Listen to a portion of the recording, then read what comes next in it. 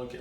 So I'm a journalist at Mnet, and we're currently working on a story on kidnappings that are happening in and around South Africa. We are here at PASA's offices, and we are trying to collaborate in raising awareness of what's currently happening.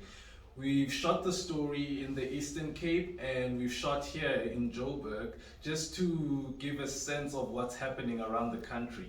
So we are hoping with this story to raise awareness of what's happening, and especially what's happening to foreign nationals in this country, and in particular Pakistanis.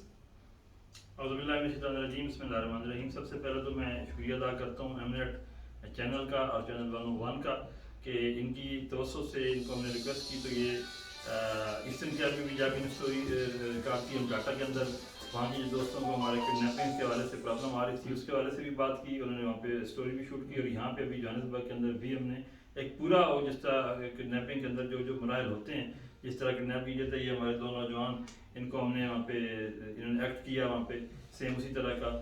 اور باقی یہ ہمارے gentleman both of them they was helping اس like a kidnappers. So الحمدللہ اس میں ہم نے پورا مطلب ورک آؤٹ کیا اس کمیونٹی کو دکھانے کے لیے، یہاں کے اداروں کو دکھانے کے لیے کہ ایکچولی کیا ہو کیا رہا ہے فارنرز کے ساتھ اور کیا ان کو مسائل ہیں.